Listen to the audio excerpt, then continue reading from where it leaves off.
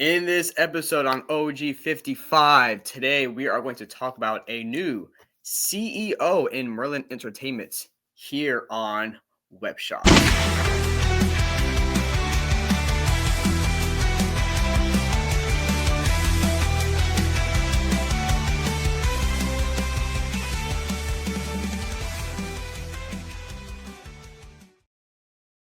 Welcome back, everybody, to another episode of OG55 WebShot series. So today, I actually want to talk about this because I thought that this was fascinating. So as we can see here, a new CEO, right? So we have Merlin Entertainment's, a world leader brand entertainment destinations, has announced today the appointed of Fiona Eastwood as CEO with immediate effect right now. This follows her initial appointment to the role on an interim basis at the end of November 2024. All right, so here's a deal, right? I mean, we can go down. This is her. This is Fiona right here, and she she was the kind of like to say the intern, right, for the CEO, because Scott O'Neill was the CEO of Merlin Entertainment for 2 years, and he just left at the end of 2024 of December, I guess for better opportunities or something. But with that being the case, though, okay, look, all right, what I'm going to say is we as not we, but Merlin, okay, Merlin needs to do something about its theme parks. Okay, so yes, Merlin did last year for 2023, or not last year, but 2023 theme park operators. Merlin Entertainment was the top three. Okay, they were number three in that top in the top 10 actually, so which is fantastic. But here's Merlin's business model. Okay, they're out, they're based out the UK. Okay, and their thing is, well, we're going to have little pockets of attractions where there's a lot of tourist areas, and then we'll have like a major theme park. So we'll have a major theme park, a midway attraction, or now they call it gateway attraction, and a little like sea life. That's kind of what their business model is. Or if you look in London, they have like Shrek's Adventures. I think they have a sea life in the area, the London Eye Tower. So there's like a lot of like touristy things or attractions that Merlin kind of owns, and they get their revenue and profit that way, right? So it's interesting because when you look at Legoland, because Legoland, for those of you who don't know, Legoland is actually owned by Merlin Entertainment. Legoland New York, Legoland Florida, and Legoland California. Now, I'm pretty sure some of you have heard, me and OG did a video on this. There was a layoff of not all, but most of entertainment personnel from the Legoland parks. And they are going to restructure and bring in a third-party company to do, I'm assuming, bigger budget production and more professional employees and technology and stuff like that. That's what I'm thinking that's going to happen. We'll see. And I'm really curious about how she's going to run the company, because here's the thing, right?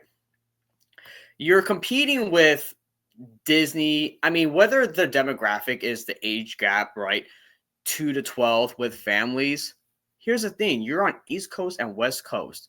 You're still competing with Disney, Universal, SeaWorld, right? You're still competing with these companies. And in my opinion, the demographic ages 2 to 12, yes, there's always going to be kids. But I think in terms of a theme park experience and status, you're always going to kind of be held back because of the type of experiences you're really offering and providing. I get it. They have a clear vision and demographic of who they want to appeal to, but I think you really need to open it and make it broader.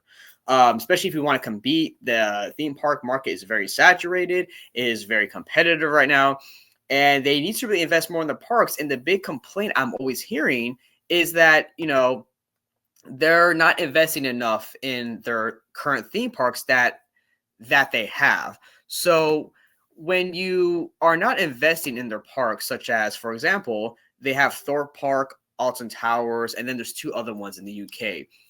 They look like cool parks, but apparently from what I'm reading on comments on social media, that they're not really investing into these parks. Rides are breaking down, stuff isn't open all year long, you know, and it just makes me kind of flustered and confused as like, okay, Merlin, you have all these different operations, right? You have all these different operations and attractions.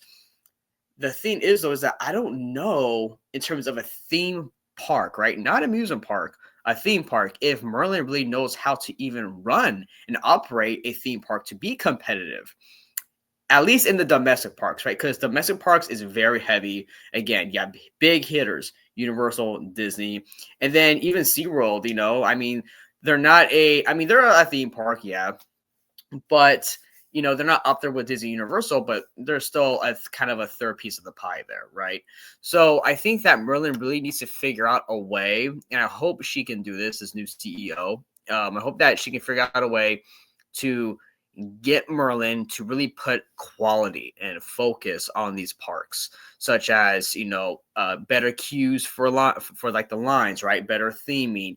Always maintain the parks. Don't let things degrade for years and years, and then finally do a whole bunch of construction and have everything closed, and then try to rebuild everything. Like, don't let things go really, really bad. Try to put in new high production stuff. Try to get on the current level. I know which is asking a lot, but try to get at least somewhat on a modern theme park level of what these other theme parks are offering, right? That's what I think. I also think that the Lego group or the family should really, in my opinion, get involved more in with the Lego parks, because I know that they sold it to Merlin Entertainments, and I think that if they come back in and they're really pushing Merlin, even though they're not really operating the parks, but if they're really pushing Merlin, hey, we need this theme park for Legoland to really operate at a high level. We need good customer service or guest obsession experiences. We need like the Legoland parks to represent our brand in a much better way. So I hope the CEO can do this. We will see. I don't know. And so with the CEO now being there, we're looking at about, I don't know, maybe 5-year time span for like stuff in the pipeline to come throughout, whether it's for Legoland or for Sea Life or for Madame Tussauds or Tussauds or however you pronounce it, the Wax Museum, any of the eye towers, really. So all those stuff, I'm really curious on as to what direction of the company she's going to take it. And I just hope it's, again, a better strategy, because I understand the strategy. You have pockets of entertainment. However, you have your Legolands, though, in my opinion, are your kind of, they're your main attraction. They're your main theme park. And those, not saying you should neglect the other ones, but your main theme park, Legoland, should be the star. If you have a Legoland Sea Life, a Peppa Pig park, and then something else, the Legoland park should be the park. I mean, it's Legoland. I mean, it's another theme park. Make that theme park a banger. I hope she can do that, but we'll see. Maybe, maybe not. There's been a lot of restructuring in the Merlin Entertainment's organization, and this is just one of them right here. A new CEO. There's big moves. Merlin's making moves in this in their circle of Merlin Entertainment's portfolio, so to speak. But yeah, guys, I mean, that's it. I just wanted to do a quick little video here of WebShots just to inform you that Merlin Entertainment now has a new CEO. Do you think it's a good thing? Do you think it's just whatever? Because now look, now there's a female CEO in this too, and this is gonna be interesting, because I don't remember last time a theme park or entertainment company such as Merlin or Disney or Universal really had a female CEO. So I wonder what type of ideas, what type of new methods or what have you she's going to bring to the table for Merlin, and hopefully she can move Merlin in the right direction. Hopefully, I mean, for me, I just really care about the Legoland parks personally, and I do hope that our friends in the UK do really get, and really all across Europe, because Merlin has a lot of stuff in Europe as well.